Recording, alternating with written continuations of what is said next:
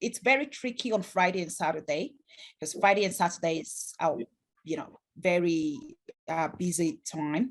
And for the rest of the days of the week, whenever I'm at the restaurant, I always make sure that I'm available. And most of the time I'm on the floor trying to understand, customers' feedback. If there is any question that they need, they will want to ask. So I try to get myself into, that place to get out the feel and what they want to know. Okay. Especially, trying to, yeah. I'm saying that actually trying to, explain the food, what the food tastes like, what inspires the food. You want to communicate to them, because not everyone wants to know the recipe. A lot of people actually just want to know what inspires the food. That was talking about non-Nigerians, but for Nigerians, we're the best people, but we're very tough.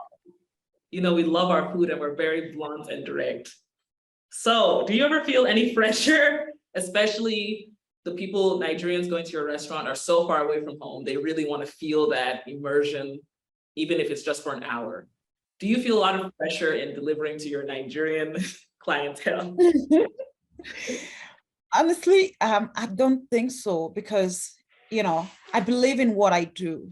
I believe a lot in what I do. And because for me, for myself too, I'm very critical when it comes to food.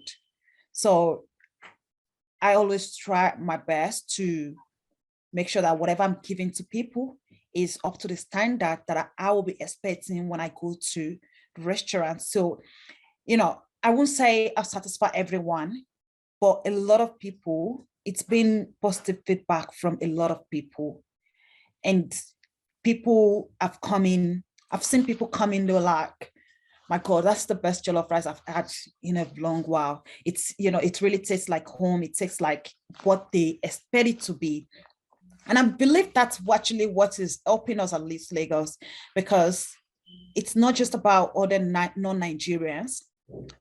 If Nigerians come in, they give the feedback, even non-Nigerians would then believe that, what these people are actually giving us is real, it is true.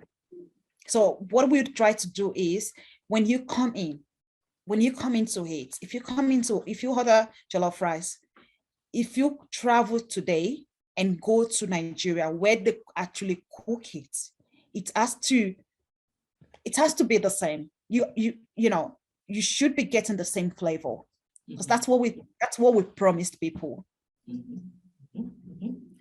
And yes, go ahead. I've got it.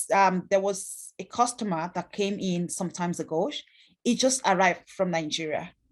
Like, I think it was just 2 weeks in the country, and he came to Little Lagos and so he ordered pepper soup.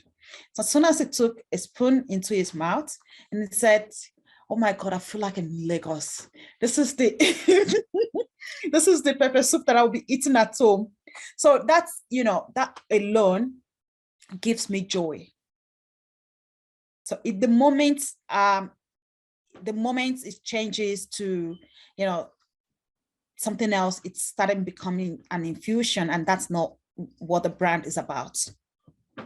And I love that you take that stance on it, because I think a lot of times, especially Nigerians in the diaspora, when we're trying to do something that is reminiscent of home, there's a lot of pressure to, Americanize it, Australiafy it, fusionify it, as if almost saying that what we have on our own is not good enough. So I love that what you're doing this is what it is, and people are loving it. So I think that's a wonderful stance to make, and something that's very Nigerian of you to do. But let's talk about the Nigerian. We've gone through this interview, and now it's time to talk about the food.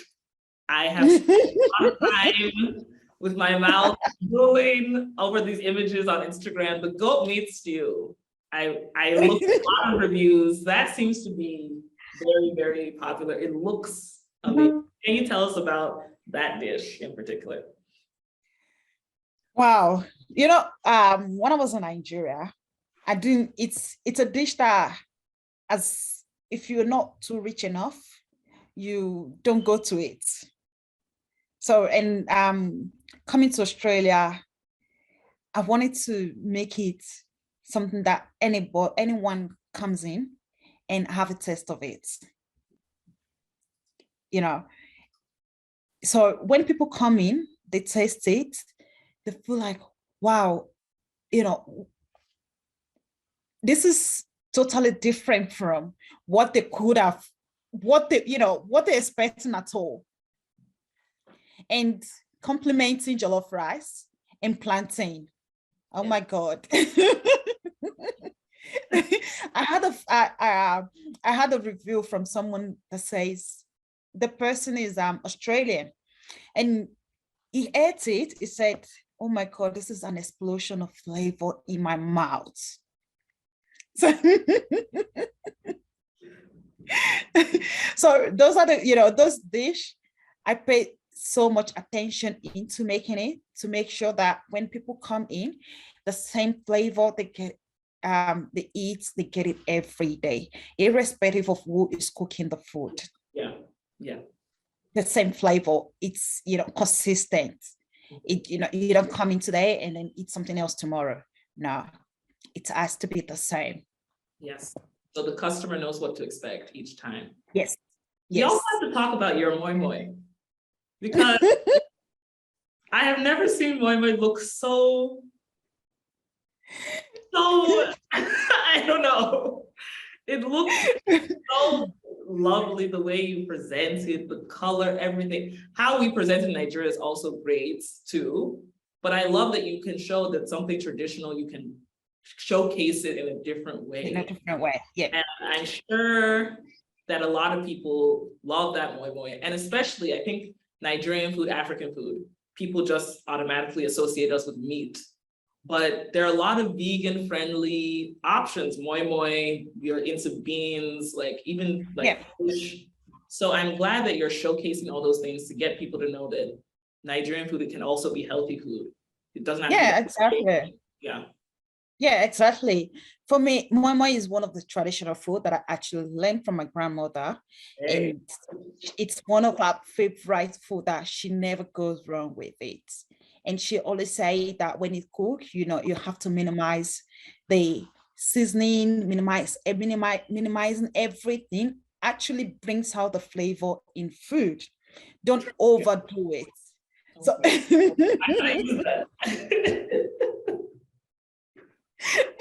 don't overdo it.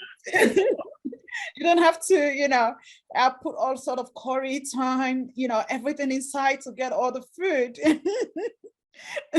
Minimize everything. And also, putting people's health into consideration as well. And also, the dietary requirements as well. So there are actually a lot of food in Nigeria that can be made in an healthy way without having to go all the way with meat. And then you talked a bit about the sourcing. How are you sourcing some of the egusi? How are you sourcing it? I need to know. I really need to know. Palm oil, how are you getting all these, like the bulk?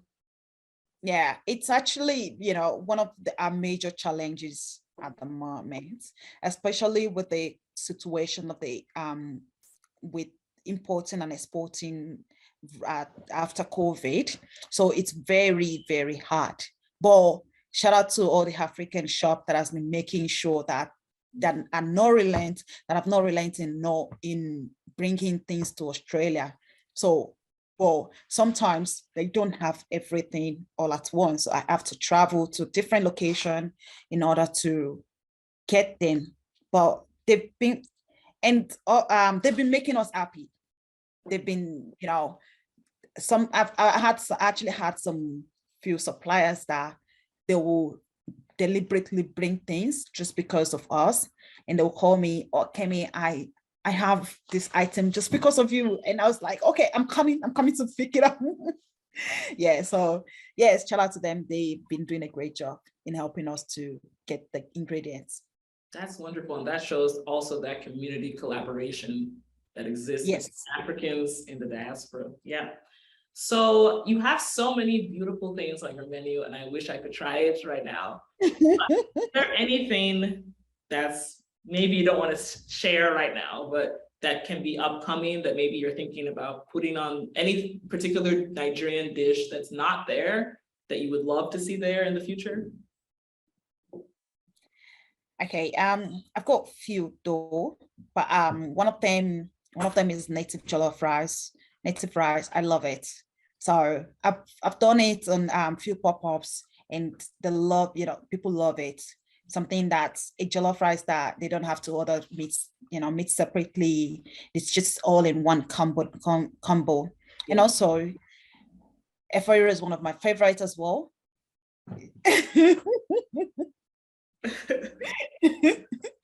Yeah, fire is one of my favorites as well. So yeah, also yeah, it's not on the menu presently, but we're gonna bring it back at some point.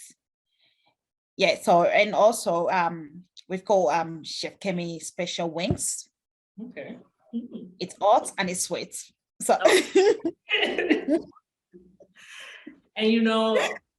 And Nigeria has so many different tribes, so many different influences, 250 languages, all yeah, sorts of different foods. You can't possibly cover every region and yeah, everything. absolutely. So to you, what were the flavors and profiles that you really wanted to highlight for the Nigerian community there and also for the non-Nigerians to see about our food? I think it's all about it's not about the numbers. It's all about making it simple and straightforward for people. So as much as I would love to cover a lot of things, as much as I would love to do a lot of food, for me, I love afang. I'm not even, I'm not even from the East, but I love it. The first time I tried it, I was like, I want more. But, it's how easy is it for people to get used to it? That's one of the first questions that you need to ask people. And also doing a survey, like we've done surveys to see which kind of food, what's your top four, top five, top two, top, the first number, there was a time that we had a lot of food on the menu. We had massive food, trying to make sure that we cover everything. But then we realized that it's not really about the numbers of food. It's making sure that the few foods that, even if you're going to do 2 or 3 foods, just making sure that the 2 or 3 foods, they're all authentic. And they're true to it. You're true to the flavors of the food. Definitely, definitely, definitely. You mentioned a bit about COVID. You guys have a restaurant that Yeah. a lot on people coming in, coming out. Can you tell us a bit about the experience? I know that briefly, temporarily, you had to shut down, but Yeah. you are one of the great success stories of restaurants you were able to reopen. Can you tell us a bit about that whole experience? Yeah, I think it's that period of time was one of the tough time for all every restaurant in the industry. It's very rare that you see people sustain that period, because having to shut, actually, we've before COVID, we've told people, hey, we're sorry, we booked out, we can't accommodate you tonight, and turn out to be, having to close down. So it was a really sad period, but because this is what we love, we're not just there to make money. We've had customers calling to say, hey, please, we can't do without Nigerian food. You guys have to open back. So we just, come together, try to look into other opportunity that in the restaurant business. So, and part of the opportunity is takeaway. So we decided that, okay, we want to do takeaway. Let's start doing takeaways. And then also we have a company called Chef Prep that we planned for, that we partner with. They do frozen food. They called us, they told us they want to partner with us. So I started doing the packaging for them and the freeze it, they sell it to their own customer. So additional revenue for us. So that sustained us for the period of time that there was lockdown. And after the lockdown, when they relaxed all the major restriction, we announced to the public, hey, we open, and everyone was so happy. Everyone was so happy to have us back. So yeah, that was how we were able to sustain and come back during the COVID period. Mm-hmm. And I think for you, that must have been so encouraging to know Yeah. that you get through that, one of the worst things to happen to an entire industry, then the sky is the limit for a little bit. Absolutely. Absolutely. You're right. It's at this point, I feel like I've passed through one of the difficult period that anybody in the industry could experience. So having experienced that, I feel like whatever storm that comes our way now, we already have, plans and what else can we do? Yeah. Speaking of what else can you do, the year is 2027. What is your dream and hope for Little Lagos 5 years from now? Okay, my hope for it is becoming a franchise, or having other location, not just one, and also having a place in every part of the city of Australia. That's my hope for it. That people don't have to travel down from Melbourne to Sydney just to eat. Because I have customers that actually travel interstate to come and eat. Wow. So I hope that people don't have to, instead of buying that ticket, come and use that ticket to eat. So have a huge bill. That's yeah. I love it. Well, Chef Kemi, thank you so much for this. This has been very inspirational, and I love what you said about just start. When you have a dream, just start it. And I think showing Nigerian food in a positive light to a demographic that we don't really think about, Australia, you guys are dominating that market. And also, most importantly, giving the Nigerians there a little slice of home is great. Before I let you go, I have a few quick questions for you at the end, just so we can get to know you a little bit better. I hope it's fun. Okay. All right. You said you love efo, but do you like efo more than egusi? Which is your favorite? I think I love efo more than egusi. Same. Don't tell me otherwise. Do you prefer jollof rice or fried rice? Jollof rice. Okay. Are you a chin chin type of lady? Or are you a puff puff type of lady? Hot puff puff. On the spot. Okay.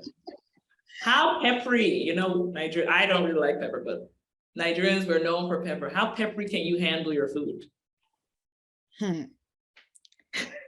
I'm not really a fan of too much pepper, because I believe that when you had too much pepper to food, you kill the flavor of the food. The person will not have the time to enjoy the opportunity to enjoy the actual flavor of the food. So now. Okay. What is your favorite Nigerian breakfast food? Yam and egg. I knew that was coming. What was the first thing you ever cooked, if you can remember? What do you say? What was the first thing you ever cooked, if you can remember, way back then? Eba. Eba is hard to master. You have to get that You No, know, right? my learning from my grandmother, she always makes sure that anyone who will start cooking has to start from making eba. If you can successfully make eba without the nut inside, she believes that you're good to go. She's a So very, she always start very smart. everyone. Yeah, bad test. Can you do it? Sometimes The my, what? I said it's the EBA test. I need to work on my EBA. Anyway, what are the 3 items that every chef needs? Your chef knife. Okay. Chef knife, you need your pots. Okay. Yeah, and obviously, what else? Your stove. For a young Nigerian hopeful chef, what advice do you have to give to someone whose their parents would rather them do nursing or law or medicine, but they want to be a chef? What advice do you have for them? I think what I've done for my parents was showing them that it's doable. I'm sorry, I have coconut head. So yeah, my mom really she wanted me to study nursing. She told me what nursing in this country can offer me, the rate per hour, everything. She told me about it. And remember, if sometimes I'll call her and she will still tell me, oh, when are you going back for your nursing? But trust me, as of today, she is one of my greatest fan. No, she's she is one of my great fans. So she has seen it, and she can see the result. So I've even in any industry that you want to go to and you want to go into and no one is going to support you, it's first of all believing in yourself, also doing a test of career for yourself as well, knowing that what are you doing it for, what is the what challenges do you tend to face in future, and how ready are you for those challenges. And also having a mentor, it's one of the important things as well that you need. So having someone to mentor you in that career. I remember some times ago, I was looking for a mentor, or, so I need someone to tell me that this thing is doable, this thing is possible, and tell me what I tend to achieve. So it won't come in a day, but it's all about starting, showing people that dream, what you're dreaming of. And even it's about showing yourself that this is what I'm doing. Is it possible? Is it doable? Am I just living in fantasy, or is it realistic? And also reading about people that has done it before, researching about them. What are the challenges that they've faced in the past? How does they relate to where I am now? So it's all about starting. So you always say that. I love that. It's all about starting. What do you miss most about Nigeria?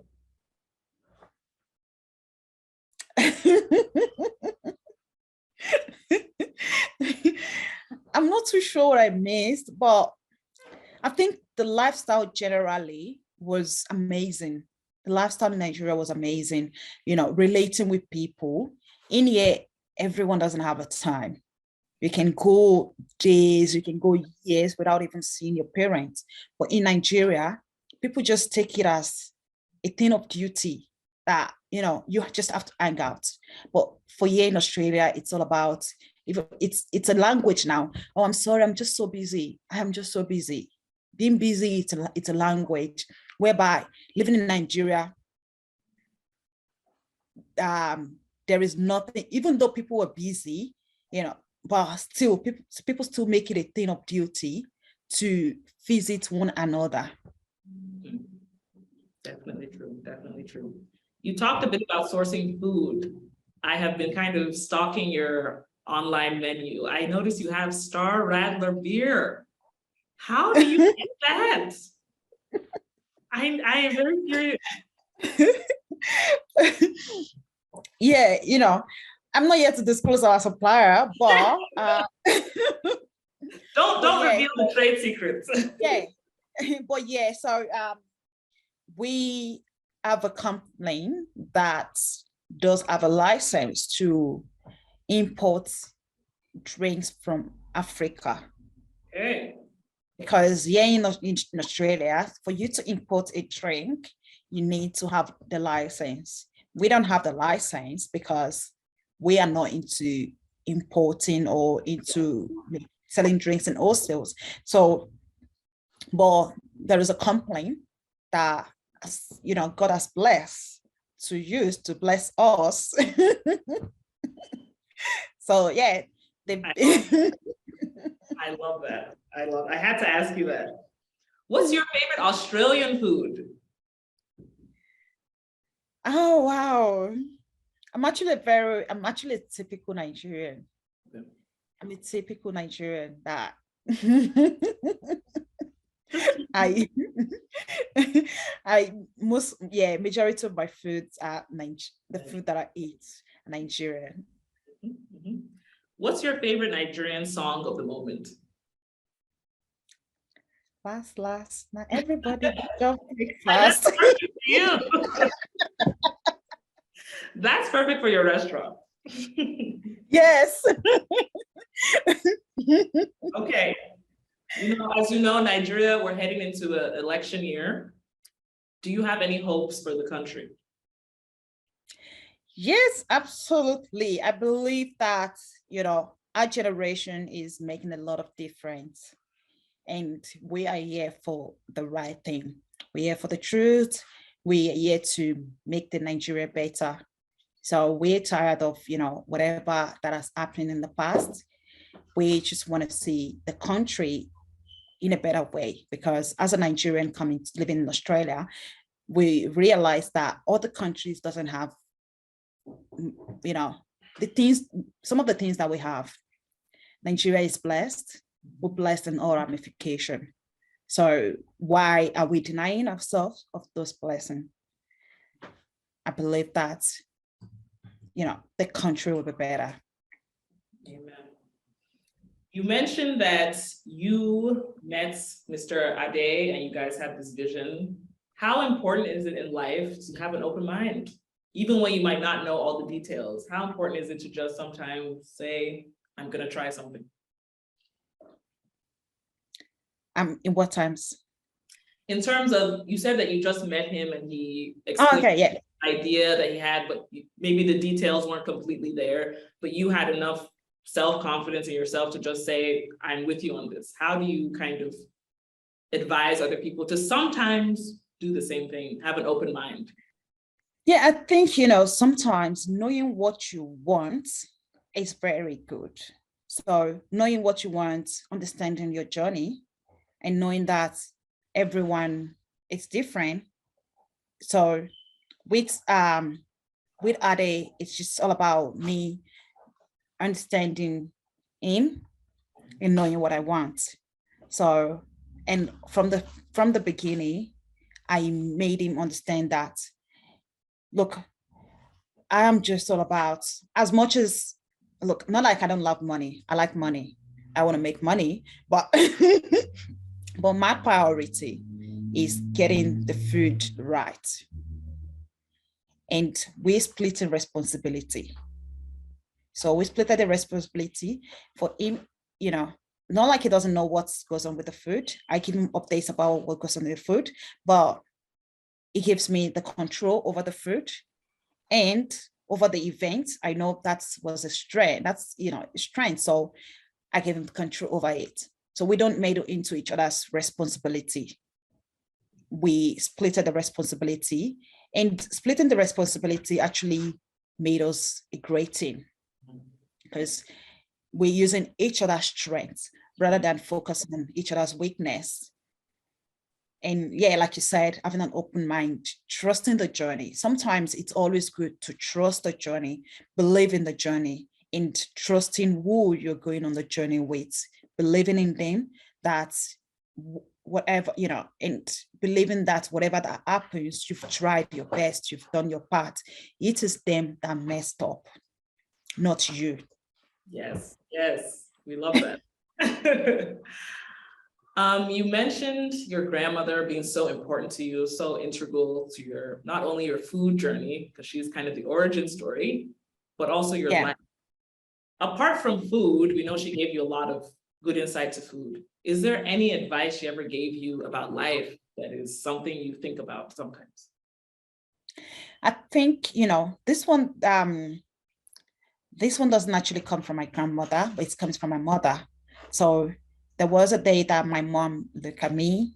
She might not remember today, but I remember it very well. She said, look at yourself. Every day that you wake up, look at yourself in the mirror and tell yourself you are an elegant lady and you can do beyond what you're doing presently. So see yourself in a bigger place, see yourself as a strong lady. And that advice I always tell people as well. When I see a young person struggling, I tell them you are an elegant, you're strong, you're capable of doing beyond what you're doing presently. And that that has always kept me going as well. So whenever I'm in my down moment, I tell myself, this is not me. Me, I get up and get things done. I love it. I love it. My last question, can you tell us the meaning of your name? Yeah, my full name, Kemi, God cared for me. I think that's a perfect name for you. I think you're about something with the names always fits the person. And I know. That name is perfect for you. Thank you. Yeah, I really do cherish the name. I do cherish the name because at every point, my life is not smooth, so there are rough patches, but at every point of my down moments, God has always cared for me and lifted me up. And now you're lifting other people up through food and making them feel things that may be dormant and they might want more of it. So thank you for bringing a little bit of Nigeria into Australia. And we're so looking forward to seeing where the restaurant goes. We know it's going to be very successful. If I'm ever in Sydney, I'm coming. Of course. Long rice, definitely. So please, where can the audience find you and Little Lagos online? Sorry, what do you say? Where on social media can we find yourself and the restaurant? Yeah, so for Little Lagos, it's a Little Lagos. A Little Lagos. And for myself, it's Chef_Kemi. Chef, very simple, just like your food. Thank you, Chef Kemi, for being here. Thank you so much.